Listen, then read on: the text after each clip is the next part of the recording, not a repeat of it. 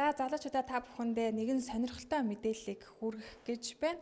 Тэгэхээр яг одоогоос 40 жилийн өмнө монгол хүн сансарт нисэж байсан гайхамшигтай түүхтэй. Тэгэхээр монгол хүн бас сансарт нисэхдээ за монгол хоол авч явж байсан. За энэ хоолыг маань бэлтгэж байсан хүнтэй би та бүхнийг уулзуулах гэж байна. За шинжлэх ухааны академийн ерөнхийлөгч академич Эрэг Толгойтой та бүхнийг уулзуулж байна. За өдрийн мэнд хүргэе танд.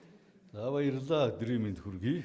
Тэгэхээр сансрын хоол хүнс гэдэг бол сансрын шинжлэх ухааны нэг том хэсэг байдаг. Яагаад гэвэл сансарт хүн нисэхэд хоолоо заавал авч явдаг хэмжээнд л байгаа одоо.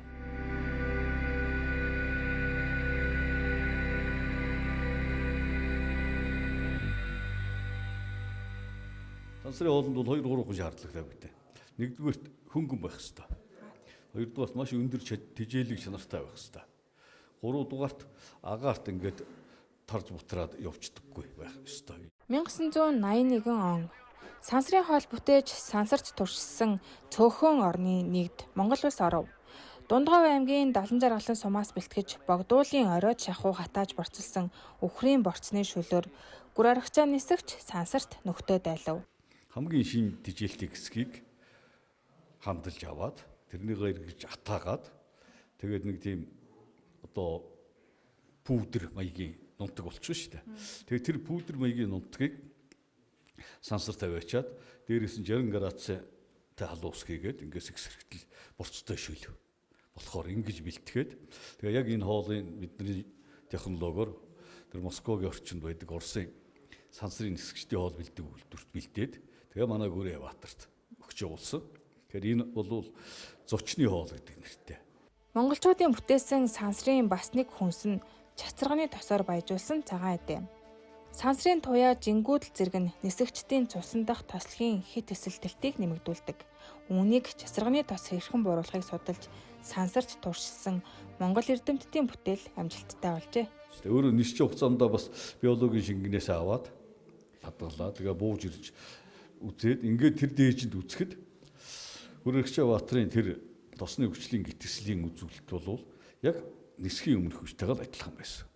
Жанбекгийн уух бол энэ төр орж байгаа. Тэгэхээр Монгол чацрагын тос бол сансрын нислэгт бол онцгой чухал бүтээгдэхүүн юм байна гэдгийг тэрүүгээр тогтоогоод. За үнэхээр гайхамшигтай юм байна.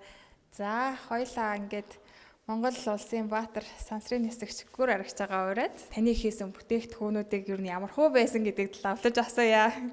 За сайн байна уу та? За сайн байна уу.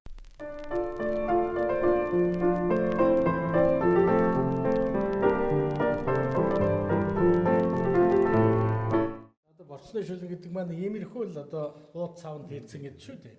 Ингээд нүдээд нунтаглаад давс хожрын тааруулаад ийм ууданд хийцэн. За ингээд энэ уудны нэг талыг хайжлахаар нэг цорог гараад тэр цоргын халуун усны цоргон залгаад ингээд хийчихэд нэг 4-5 минут байлгаж байгаа зайлчих нь нөгөө талыг хайжлаад гаргаад ирэхэд дахиад нэг сарвал гаргаад ирнэ. Тэр сарвалын амандаа барьжаад ингээд дотор нь байгаа юм ин.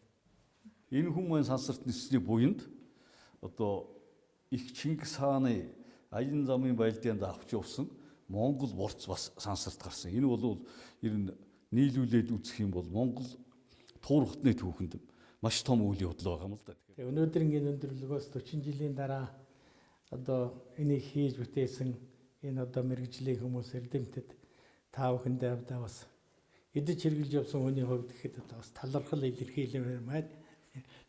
За баярлалаа. Та нисээг бол бидний хоол сансарт гарахгүй. Тэгэхээр анхдагч нь бол та гэж. Тэгэхээр зөв ярьсан. Одоо таны ч бахархал, монголчуудын ч бахархал, бидний ч бахархал шүү дээ.